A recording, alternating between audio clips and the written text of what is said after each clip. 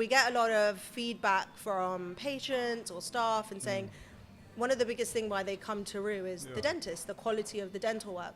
But they also come because there's a trust element to people. They trust the brand, they trust the people behind the brand, and the dentists are a huge part of that.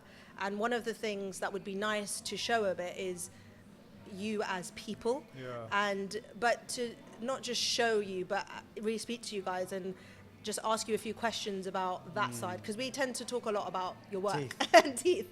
So this is not that. So we want to know a bit about you and your growth, and we know when you came to the interview in your joggers and your t-shirt, where Riz said to me, who's this guy rocking off in this outfit? Like, what is going on? You don't expect that in the dental world. When we used to interview dentists, it was like suited, booted, smart, blazers. And it's changed now, why did you do that? And tell us why. It stood out. Yeah. And obviously you work with us and you're doing really well with us. You've been with us for a long time. But why do you think that was important to you? Was that you just being your authentic self? Exactly. I think for me, the most important thing is to be your true self, isn't it? Yeah. To be authentic, because then if that comes across and that suits that company, then it's going to work long term. Yeah. That's for me the best way to be. I mean, it's funny that we're doing this, because I'd say the reason I'm here today is because I listened to a podcast that you did on the dental leaders. Okay, yeah. And when I listened to that, actually, I realized that everything you were saying, I resonate with. Yeah. So with the values of the brand, but also your attitude towards clinicians as well, right? So I wanted to go somewhere where I knew I could grow as a clinician. Yeah. Or grow. I want to be in an environment where you're there to lift me and to help me.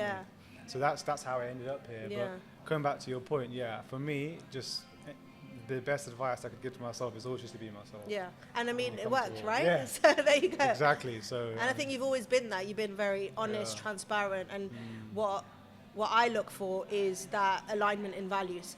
If you have the alignment in values with people, like you said, that you've got the same vision pathway of what you want from your workplace and your professional life, then, we've had loads of conversations and gone out for coffee and lunches, and why it works really well is because you just align on values. We don't need to talk so much about the nitty gritty, but whenever I talk to the dentist, it's always about you connect through values, which I think is really important. And if you work together, you go a lot further. Exactly. I think I remember actually when I first emailed you, I put in there, one of the key things was I want to be a part of a team. I'm someone that likes to provide to a team. It's not just about me and me doing great bonding and looking good. I want to support everyone around me as well. So you're quite good like that. You always give the best team lunches and the best team coffees. I remember my first day, actually, I bought everyone a Starbucks. I think that went down well. Went down well, So one of the things that we all want to know about is some experiences that you've been through in your life, and some rewarding experiences. I know you've got a couple of things and stories that not everyone knows about. So tell us about those. Tell us something that's you've done that's really important to you. So did you have a dental elective? Yeah. So if anyone listening doesn't know, a dental elective is when your uni says take 6 weeks off, go anywhere in the world, or we ask you to do 2 weeks of dentistry and write a report on it. So all right, where are we going to go? So we went to the Solomon Islands, which is like basically in the South Pacific. And it's a bunch of 900 little islands, 4 hours east of Australia to do dentistry. And we just turned up as students, not knowing if we were going to be observing or if we were going to be doing dentistry. Just rocked up, said hi, like, we want to help. What should we do? And they said, excellent, start tomorrow. And imagine the island that we did it on, the population was 7,000. The population, I think Notting Hill was about 5,000. And like, it's so small, the airport. So everyone knew you were there. Everyone knew we were there. And the airport itself, like if you Google it, Gizo Airport, it's just a piece of tarmac in the ocean. Legit, it's just in the ocean. So like, it was like pure paradise, but for me, it was an opportunity to experience like raw dentistry. I was there in my flip-flops, taking teeth out, doing fillings, just trying to help people. Forget all the guidelines, the restrictions. You're just purely getting people out of pain, right? And I think the word got around that these like 4 English guys were on the island, and we had queues outside. That's amazing. We had queues outside. And, like, in the clinic itself, we had to put a sun lounger in there to do stuff on. So for me, that was the greatest thing. And what do you think that experience taught you about you in your professional life? Like, what did that teach you as a person? Well, it taught me that if I do someone's tooth a millimeter too long, it's not the end of the world. You know? So it's made you realise. Yeah, it makes you realise there's a lot more. There's a lot more to worry about. To be honest, like I said, it was just a very grounding experience, like a very humbling experience to go there and to be able to experience that. And it's something that I'm going to do again at some point. I want to go again because those experiences you can't write. And I'd recommend anyone to go and do that. But I think touching on like the personal experience side of things, I think that's married into me like coming to Rue, because there's been a lot of professional development, but a lot of personal development as well. I think I came to Rue with a skill set. I was delivering smiles, but since then on a professional level, I've just learned to become a lot more efficient, and I've started to enjoy doing it a lot more. It's starting to become second nature. And when people talk about 10,000 hours, it's a real thing, because the more you do it, it's practice, isn't it? And you get better at it. But no, it's been good. And obviously, like with cosmetic dentistry, you're one of our top dentists in cosmetic dentistry. Now that's on the contrast, very demanding patients. Like you're saying, a millimeter matters there. And how have you maybe still maintain to enjoy it? Because you just said you've learned to enjoy that, and when you're working in, a lot of dentists say to me after doing it for so long, you start to lose that drive and passion because it's so stressful. The stress is there.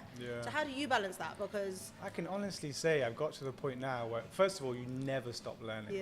You are never, there's always something new. There's always someone else, a new procedure or a new product, so it's always evolving. So you can't, I've not got bored to this point. So for me, I just love it. I get the chance to go to work. I'm so blessed to say I get a chance to go to work and then enjoy what I do. I get to go and create something. For me, it's like being in art. It's artistic. I could be doing someone's teeth, and if someone says, "Oh, you got an hour left," but I'm finished, I'll carry on. I'll be like, "Oh, I'll do this. I'll try this, and I'll try that." So I'd really engage in it. You like immerse yourself in it, isn't it? You get lost in it. You get lost in it. It's that flow state. Right? It's a flow state where you do something, and 4 hours goes, and you're like, "Whoa, where did the time go?" I think it's the creatives are like that. It's people that are creative. And don't get me wrong. Like, yes, it's mentally taxing, but it's rewarding. I would say now the only stress I have is I do put a lot of pressure on myself to achieve perfection, and I think you have to do that. I think if you're trying to, if you go for perfection, you get close, you're doing well. So I do put a lot of pressure on myself in that sense, but you're striving just to be that. We've got a thing in Rue Dental, I say, with the senior team, and some of the managers might say it to you. I'm like, always strive to just be 1% better every day. Because if you do that, and that's from Riz, that is, because he's going to say you took my line. But I think if you're 1% better every day, but you're not like killing yourself up about that perfection, that's all you ever want as human being is that progression. But you have to have that drive. You can't ever feel like I've got nothing to do. Like you said, there's always something to learn, right? For sure, and I think you do also have to learn to work within your competence as well. And take on what you can take on. Before I moved to Rue and to London, I was working 6 days, 5-6 days, busy days. I was very lucky to be in a place where there was 5 surgeries, and I was the only person doing bonding and Invisalign. So you can imagine how busy I was. You were busy, I was very busy. I was doing what I loved doing. I was doing very well financially, but actually there was something missing. And that's when I realized actually there's way more to life than just smashing work. There's other elements, there's other pillars of life you have to look at.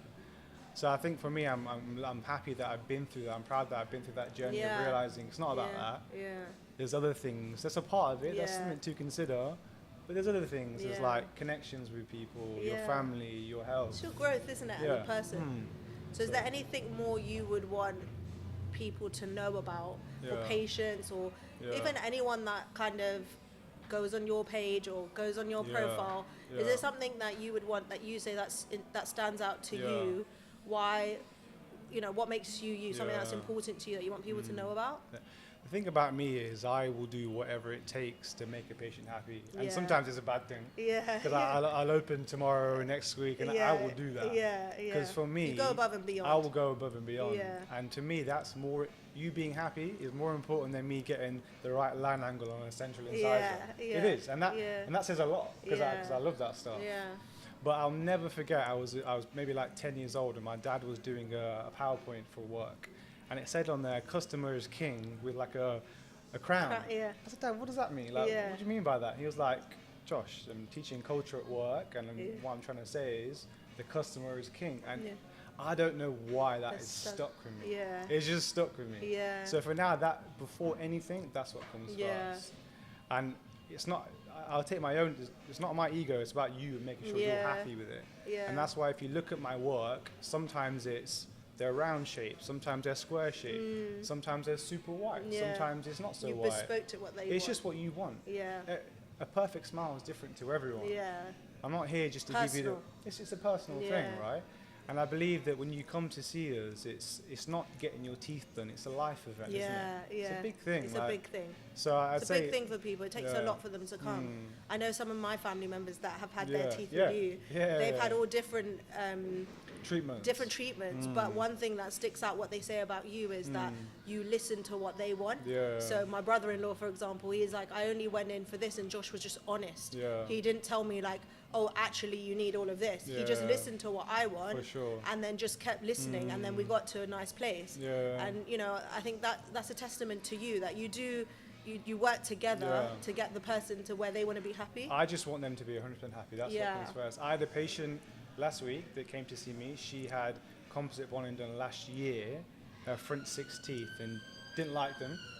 They were too big for her face, she said. She didn't like them. So we made a plan to remove them and to redo them. So I removed them 2 days ago.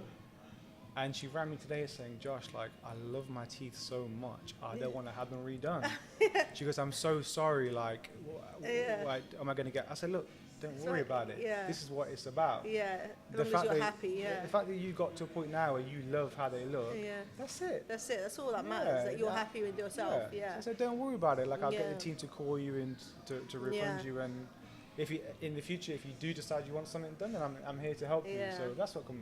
I think at Rue, one thing I want to instill in the teams and everyone is we're trying to, you know, strive to make people the best version of themselves. Whether it's how we work with you guys or how you work with the patients. If that person is the best version of themselves, we've done our job. Exactly. You know, and I think that's what we're striving for, and I think that ethos and culture is really important. That's what will stand the test of time, isn't it? Not if we're here just whacking on composites to people's teeth that don't need it. It's not about that. And don't want it. We're trying to build something that's going to last. And it comes down to the values, isn't it? Whatever you do, whatever I do as a dentist in that surgery has to align with the values of the brand that you're representing. Otherwise, what are you doing? It's true. So